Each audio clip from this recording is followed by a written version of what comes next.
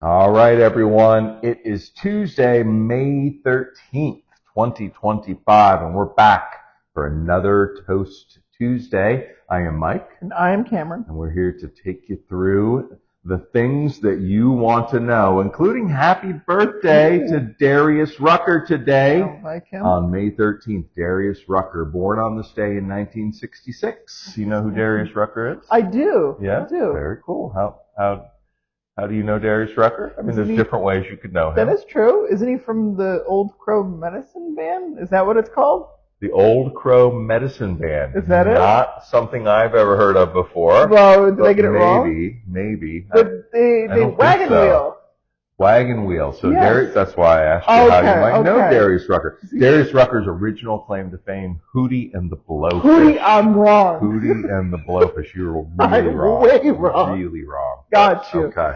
Huh. Yes, but then he also transitioned to a solo career. He did a little country thing that he actually was very successful at.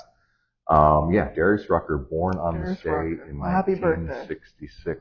I will say older than me. Older. Also, happy birthday to Stevie Wonder, 75 years old today. Stevie 75. Wonder. 75 years old. Crazy. He's got a couple of songs on the Just Funk playlist. I like Stevie Wonder does, so check that out.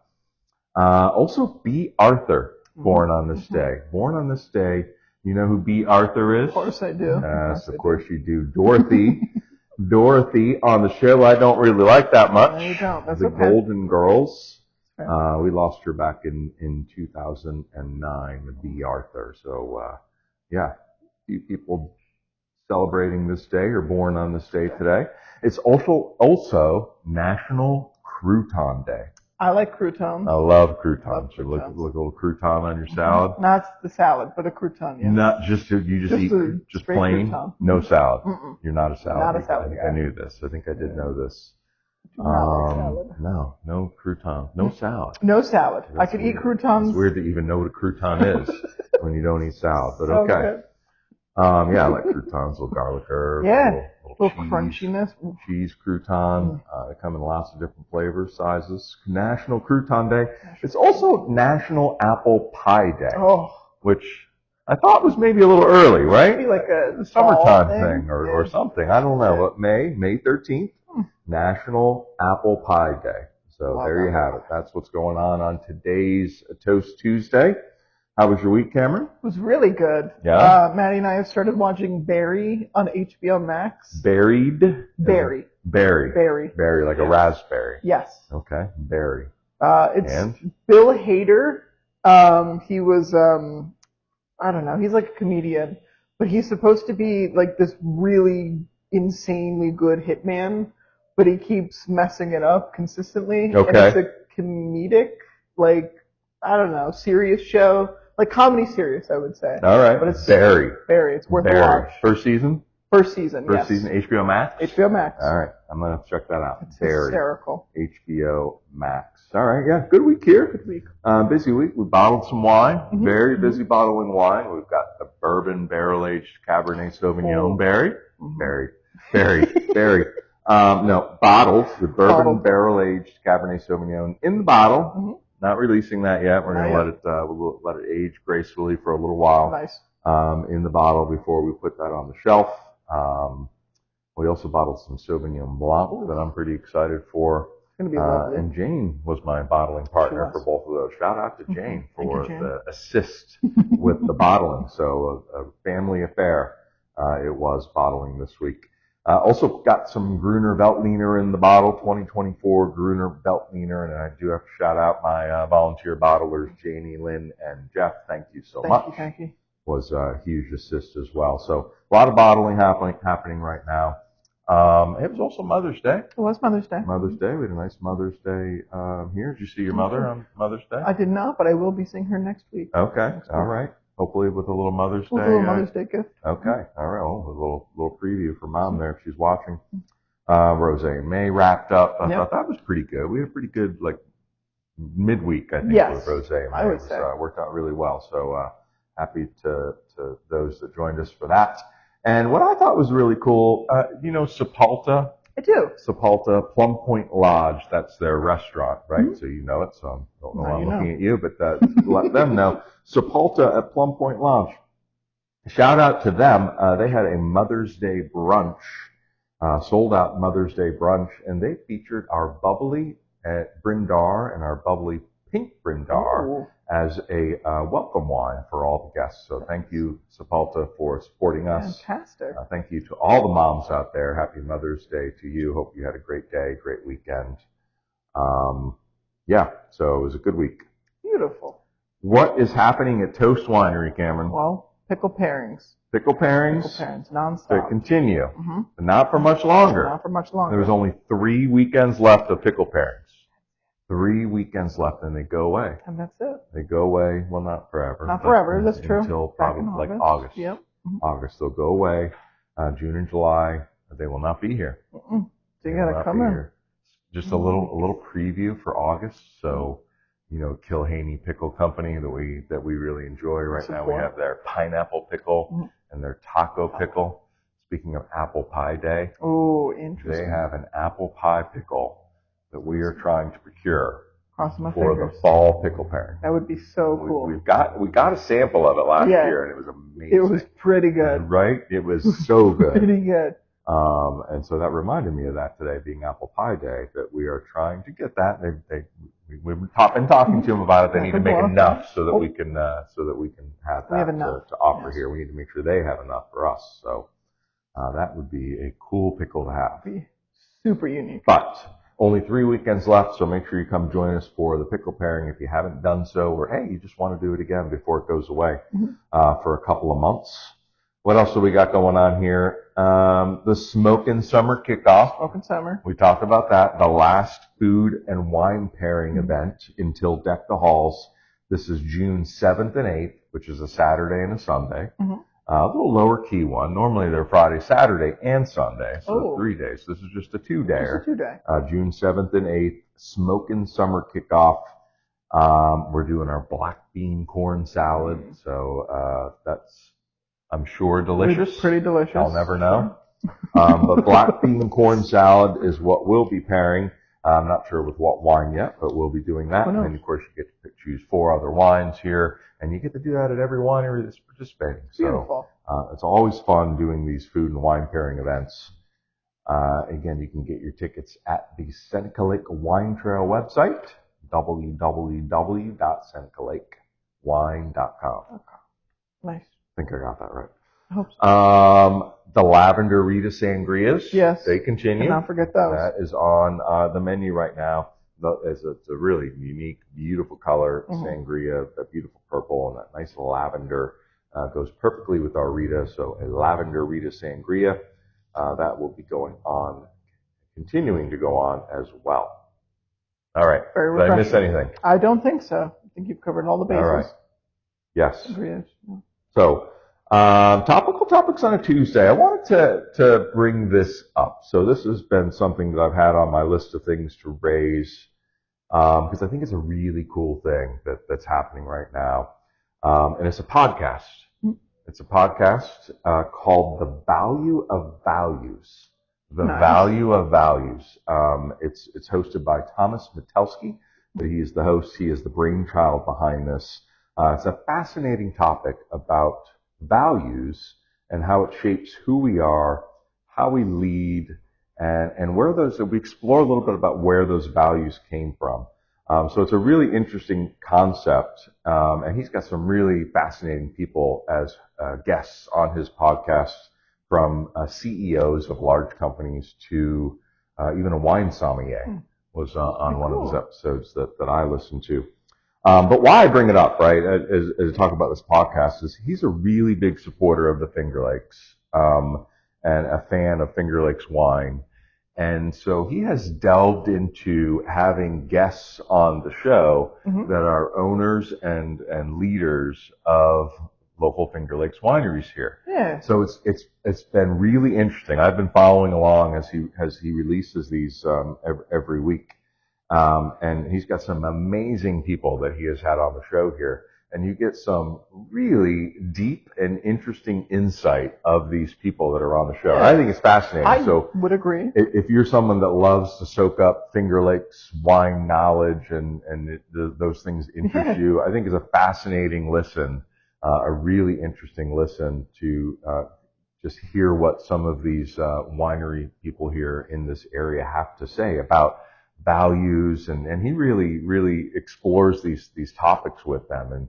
And some people have to really think about what are their values, where did they come from, what's the history. So they really get into some interesting things there, and coming right from the mouth. Like Peter Weiss was on there, John McGregor, owner of McGregor Vineyards over in Cuca Lake, who I didn't really know that much about. Haven't had the opportunity to meet him.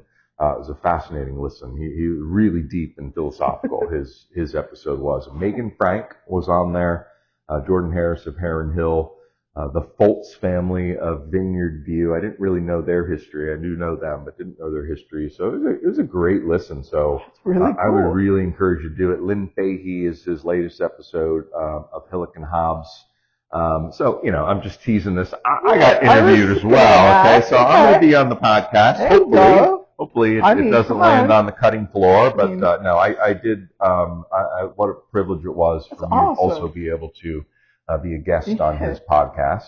Congrats. And my episode hasn't dropped yet, I'm waiting for I it. will. I'll put a link out there and let people know when it's available.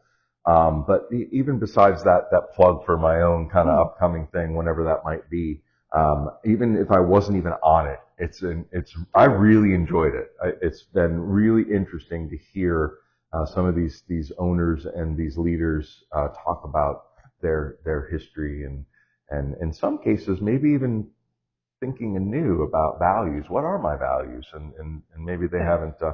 So anyway, fascinating. I've been really enjoying it. I would really recommend it. The Value of Values, Thomas Metelsky. You can find it on all your normal podcast sites that you would go to, whether it's Spotify or iTunes. Those are my two places of choice. Yes. But I would highly recommend this. A nice, easy listen, and I think you really will learn some interesting things about some of these leaders. And what privilege it is for me to be in the company of some of those names I just mentioned. I mean that cool. is kind of a big deal. Like these people have all forgotten more things about winemaking and running a winery than I've had the opportunity to even learn yet. But with the 30-plus year of corporate career, I do know a thing or two about values. Yes, you do. And so that is something that I really enjoyed and got my brain turning a little bit as well. Is that you might find some values published here very soon, Cameron, that will represent Jane and I and how we want to run this business. Of course. And, want to make sure that people know what our values are and kind of follow those same things. So absolutely. Look for more to come from that. I'm interested. Okay, sorry to go down into that little hole there. But again, I've been really enjoying this a lot, and I wanted to share it with people and let them know. Of course. So that they can hopefully tune in as well, the value of values. So fascinating. And just what a rare opportunity, just one more thought that I had, to have all of this history and content in one place. All these people at one point or another have been interviewed, have done newspaper articles on, whatever. The gamut runs the gamut, right? These are well-known people here in the Finger Lakes, but all this content is just right there in one place. A really cool and a rare opportunity for that. So again, highly recommend that. All right. It's piqued my interest. I like that. Yeah. Speaking of going down a wormhole, last week it was Bob Seger's birthday. Remember that? Yes, it was. When we were talking about Bob Seger's song. I went down a Bob Seger wormhole that day. I'd forgotten how many, again, Bob Seger was a little before my time. I was a young boy, 8, 9, 10, maybe even younger when Bob Seger was singing songs. I can't believe how many songs that guy put out, how many hits he put out, songs that you would know. Fantastic songs by Bob Seger. You know what song I skip past every time? I know the exact song you skip it every time. Old time rock and roll. Such a good every song. Time, skip. but man, that guy has got some bangers. Yeah, he does. Bob Seger. Night Moves is I did. I went down. I don't know how I got there, but I was in this wormhole and I couldn't get out of it. Figure it out. Couldn't get out of it. Cameron, what are we drinking today? Oh, a Pinot Grigio. Pinot Grigio. Toast Winery Pinot Grigio 2023. 2023. Yeah. You know why we're drinking Pinot Grigio today, Cameron? I do not. May 17th, Saturday, Pinot Grigio Day. Oh, celebration Pinot Grigio Day. So I thought, what better wine to put out than our own Pinot Grigio? Mm-hmm. You remember why we call it Pinot Grigio? Is it because of the style? The style, you're exactly right. Pinot Gris, a lot of our wineries here in the Finger Lakes call it Pinot Gris. And there's no right or wrong way. It's the same grape, Pinot Gris, Pinot Grigio. I tend to go based on what's the style that I made it in. I'm looking for a very light, crisp style, stainless steel only, no skin contact with the grapes, trying to make it fruity. And so I'm calling it Pinot Grigio because I make it in the traditional Italian style. And some people with Pinot Gris, in order to give it more flavor and make it more interesting, they will give the juice some skin contact, maybe overnight, 24 hours, maybe even 48 hours to try and get some more interesting characteristics out of it. That's generally, to me, Pinot Gris when you try to make that bigger, bolder Pinot Grigio. But light crisp here. Very light. Mm-hmm. When you talk about a Saturday afternoon wine, I mean, this is it, or Saturday dinner. Perfect way to spend it on a warm day. This is it. Lots of citrus fruit, I guess I would say. But this is just a very clean, crisp wine. I love that one. Nothing too fancy going on. Just a nice white wine to go maybe with your lighter summertime dishes, like a salad. Like a salad. Like a grilled chicken salad. Okay, and a crouton. Yeah. May 17th, Pinot Grigio Day. I do like this. I do too. I'm trying to stop myself. Yeah. And it's classic Pinot Grigio in a glass. Is what it is. All right.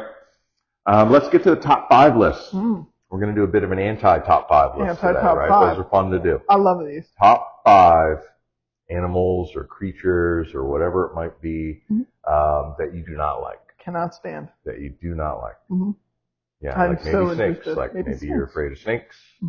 Snakes would be on your list. Snakes could be on the list. If that was true. It could be on your list. Could be on my list. Could be on my list. Could be on this one. So that's where we're going for. All right, let's do that. Top 5 things that we do not like that are animals, creatures, bugs, whatever. All right. I'll start.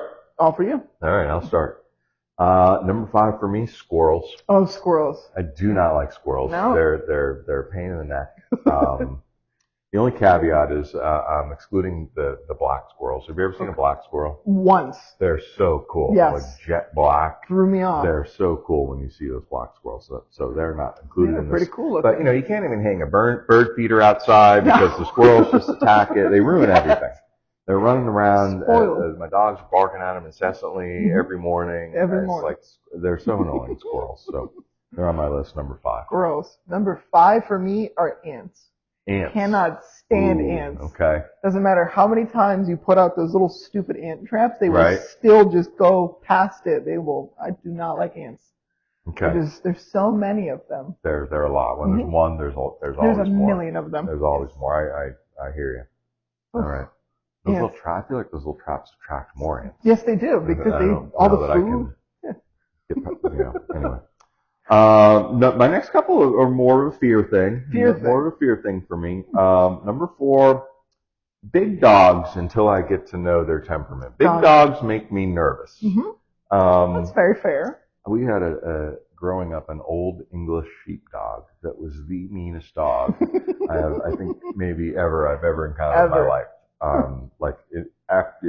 It was terrible. You thought it was Cujo. Yes, what it was. It was Cujo in a sheepdog. I don't know what was wrong with this dog, but it just terrified everybody that came near it. And I think from that standpoint, big dogs, until I get to know their temperament, I kind of stay clear a little bit, give it a little space.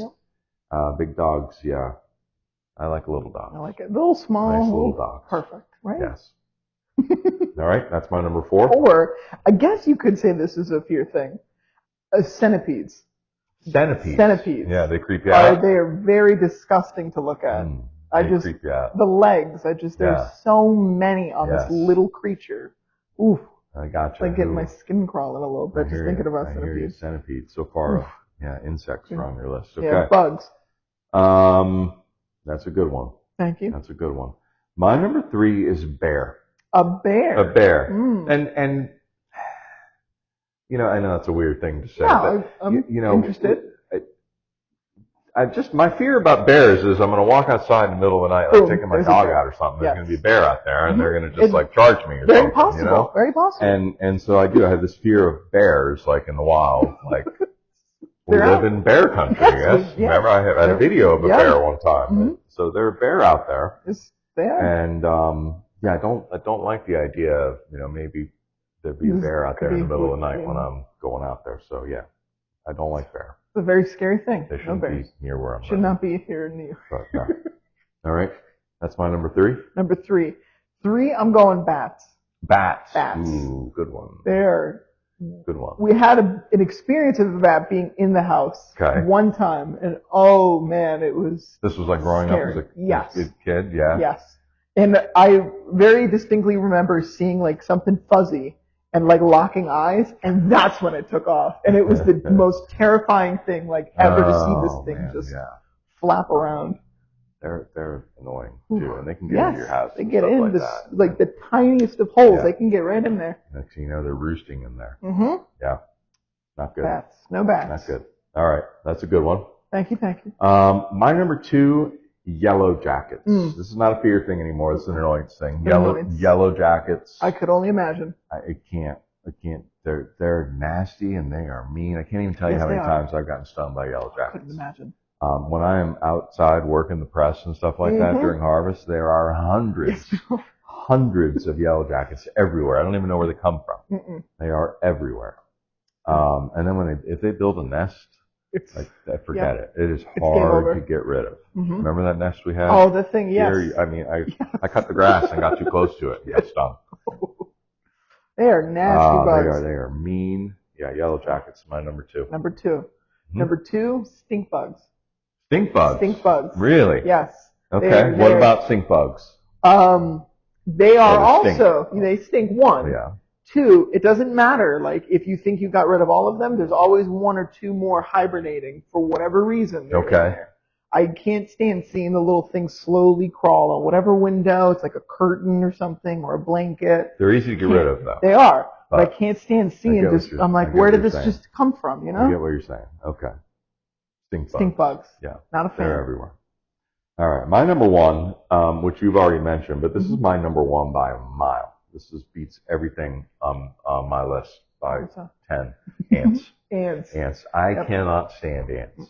If they are in if I see 1 ant in my house, I am the first person there with my bug spray and my sugar ready to just get them all. Yes. I can't stand ants in the house. No. It's just really bothers me a lot. And then I'm looking for them like every day for like a week after I everywhere. See them. Yeah. And when there's 1, there's hundreds. There's you just haven't found them yet. Yeah, just have not. They're hiding. Yeah. Oh, ants just do it for me. They Can't really stand do. them. They really do. So that's my number 1. Solid choice for number 1. Okay. All right. 5 or 1, wasp. Wasp. Yellow jacket, wasp, whatever so those just nasties. All in the same category. I'm grouping them all together. Can't stand them. Okay. They are horrible. They're like you said, they're nasty. They sting you for no reason. Yep. It doesn't matter. They just will keep rebuilding that nest. Yeah, wasps are bad news. Wasps are One time bad news. there was like a branch laying on the ground, small branch. I don't even call it a branch. It was like a twig, right? It was just like it looked like a dead branch. There were some dead leaves on it. So I just walked up. I was just going to throw it into the woods. I picked up. There was a yellow jacket nest on the little branch. A yellow jacket nest. I got stung 3 times and I had to run very fast. Yes. I didn't even know what was happening at first. Oh. So when I see you on the press back there, I could not survive in that environment, Mike. I could never with all the bees. Yes, there's so many. Yeah, it's bad. They mostly leave you alone, but every once in a while they don't. You get 1. Yeah. Yeah. All right, good. That was good. I like that. Good list. Good. Thank you. Good list. I liked hearing what you got on there. All right. So let's get to the toast. Toast. I want to do one with Hootie and the Blowfish today. See? Now what did you call it? Something in the medicine band? The Old Crow Medicine Band. The Old Crow Medicine Band. Oh my God, I've never even heard of that before. Hootie and the Blowfish, we're going to do a toast from 1994's Cracked Rear View was the name of the album in 1994. At least 5 hit songs on that album. I went through it back and looked at it. I think there were at least 5 that I counted. Pretty good. And an amazing cover of a Led Zeppelin song called Hey, Hey, What Can I Do? So love it. Bust that out if you haven't listened to Crack to Review in a while. But we're going to do one of my favorites off of that. Let's get to it. Time is wasting. Time is walking. You ain't no friend of mine. I don't know where I'm going. I think I'm out of my mind. Thinking about time. Cheers. Cheers.